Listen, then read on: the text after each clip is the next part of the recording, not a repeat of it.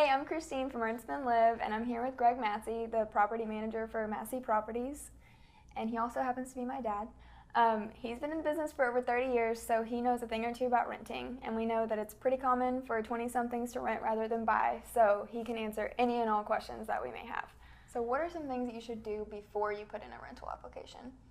Well, I think that what most people need to realize is you're going to be in a relationship with your landlord or wherever you live. So it's important to do your research. Find out, of course, what your rent is, obviously. It's not a bad idea to check with utility companies to see how much your utilities might run, what kind of availability you have on your cable and your internet and those type of things. But also, if you can get the opportunity to stop by and visit with any of the other tenants, they can tell you what kind of landlord you're going to be in a relationship with.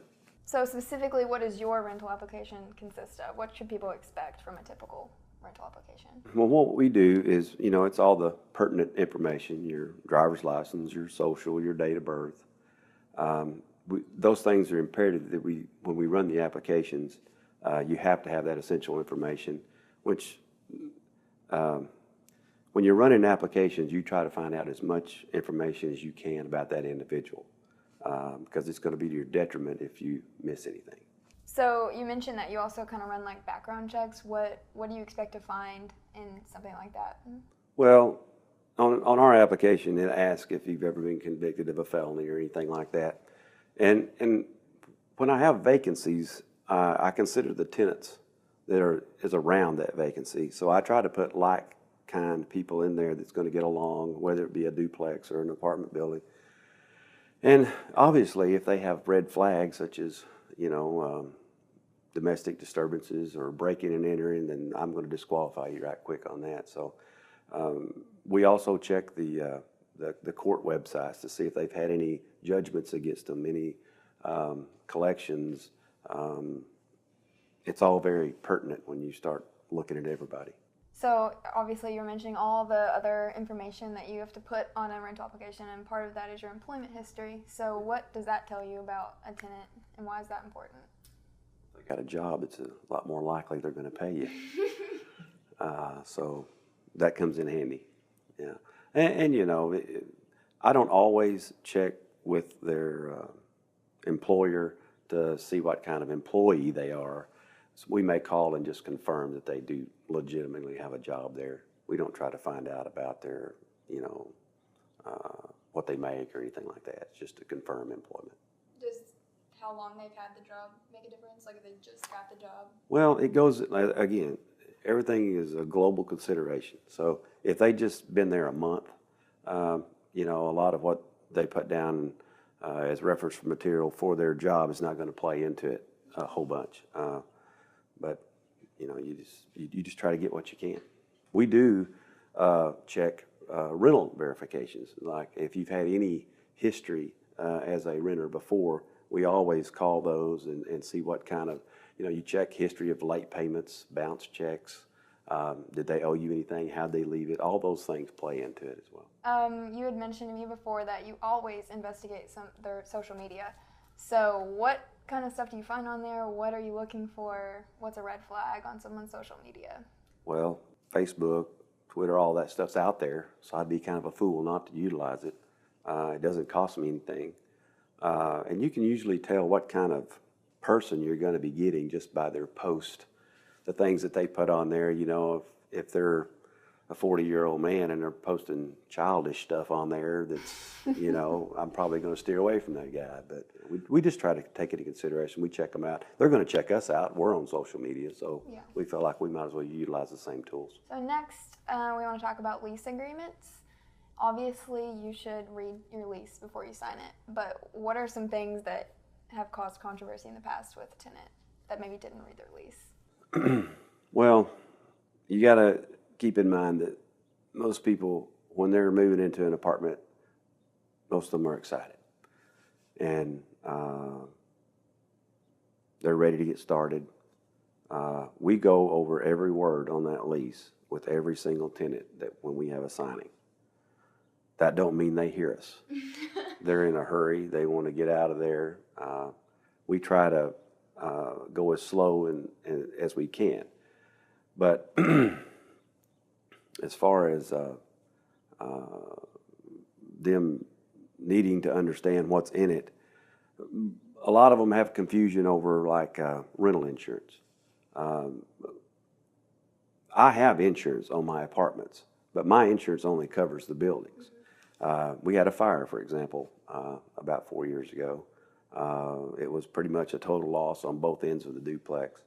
Of course, you know, we got paid on our insurance to rebuild the duplex, but all of the contents was pretty much a total loss.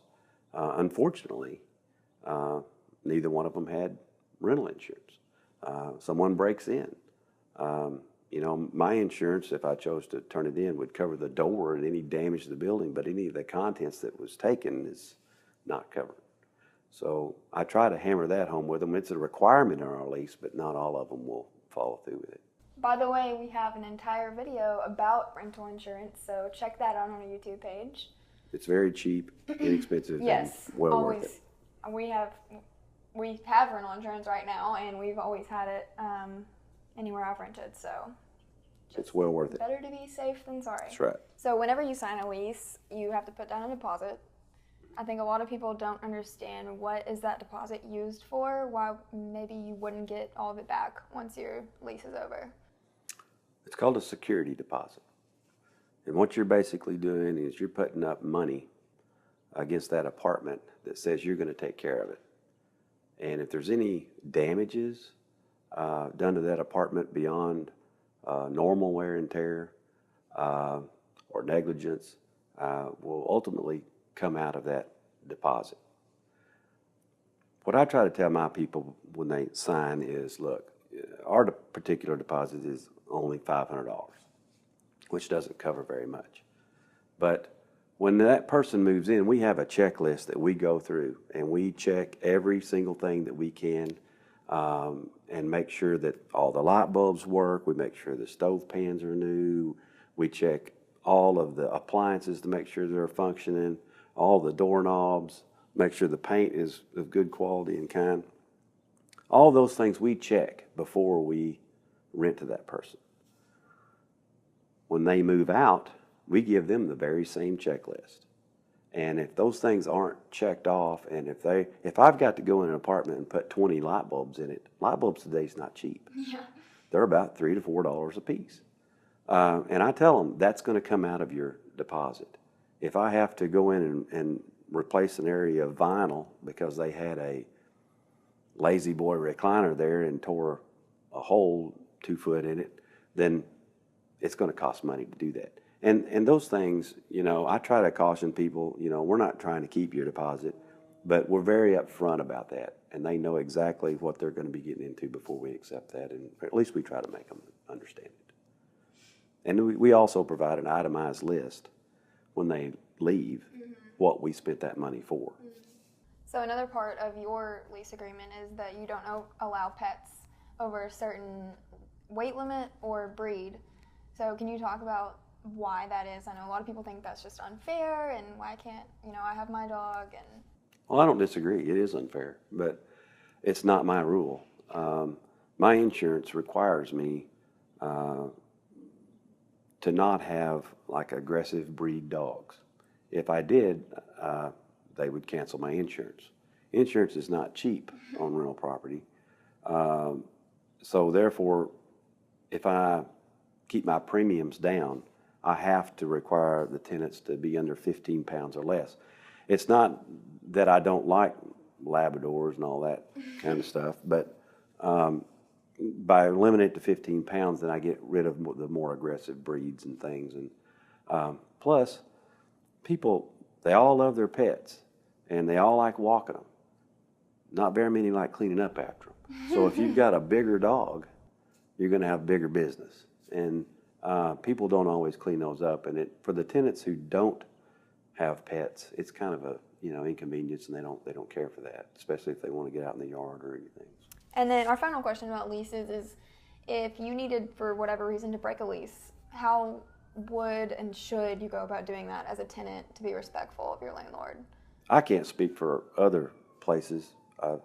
I don't really try to model myself after anybody else, but I try to take every individual case in account. If someone, like a lot of people don't understand that if you're just graduate college and you get a job somewhere out of state or something, a lot of times those companies that you go to work for will actually pay to get you out of your lease and things like that. And they don't realize that, so they forget to ask or something.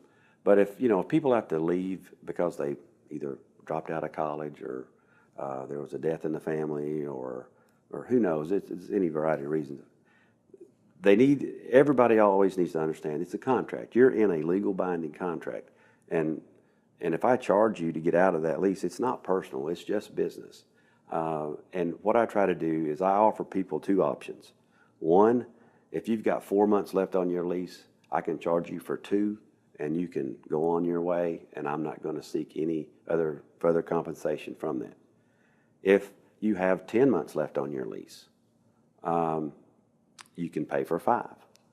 Or if you want to roll the dice, since we draft all of our rent out of people's accounts on the first day of the month, I give them the option, pay either half of it, or if you want to continue to pay rent on it, because we're pretty successful renting properties, you may only be charged for 1 or 2 months. And I'm not trying to double dip, but it's kind of up to the individual on which way they want to go with that. Some people just like to get it over with. Some people, especially if you've only got a couple of months left, just go ahead and pay the half. But if you've got 7 or 8 months left, it's typically better to roll the dice and give us a couple of months to see if we can rent it. And then you can still always buy the remainder out.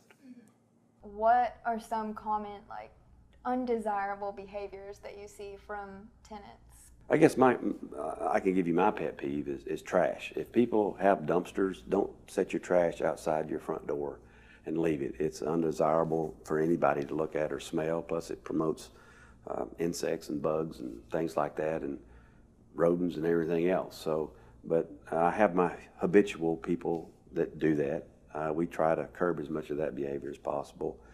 I rent in a college town, so we try to discourage having parties. I tell people when they move in, I don't care how much you party, just do it somewhere else. And I try to stand by that rule. Because ultimately, you're the one that's going to be paying for it if you damage the place beyond the $500. And nobody wants that. I don't want that, I want them to enjoy their experience when they're living with it. We try to put out a good product, and we want them to brag on us when they leave and promote our business that way. I guess in summation, what is one thing that you wish all of your tenants understood about you? Well, it's a business. It's not personal. We try to put it out there as good a product. I mean, apartments are products. We try to cover every house call problem that arises as fast as we possibly can. A lot of tenants don't realize that they're one of hundreds, and if they've got a loose doorknob or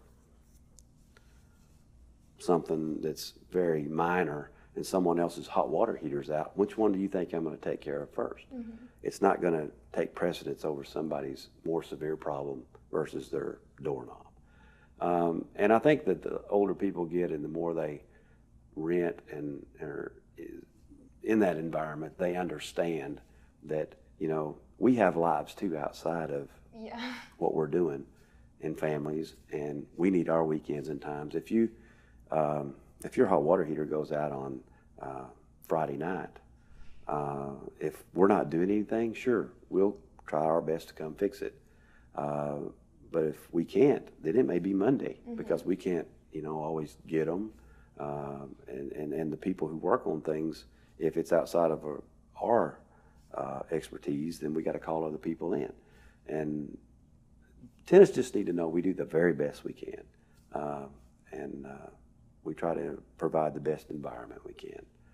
And just be patient, and we'll be there as soon as we can. And like you said, you're human. That's you're right. You're not the enemy. You're not trying to screw people over. Oh, no, not at all. I want people to refer their experience. I've had people leave and come back. I've had people that I rented to when I was in college managing apartments that I now rent to their children because they enjoyed their experience. And that makes you feel good that people, enjoyed being there and they appreciate what you're doing. Well, thank you for coming and answering our questions. That's all that we have for today. But if you have any questions, follow us on Twitter, like us on Facebook. Everything's at EarnSpendLive. Subscribe to our YouTube channel. Check out our website. And look for more videos like this in the future. And by the way, if you're looking to rent in Conway, Arkansas, this guy's your man.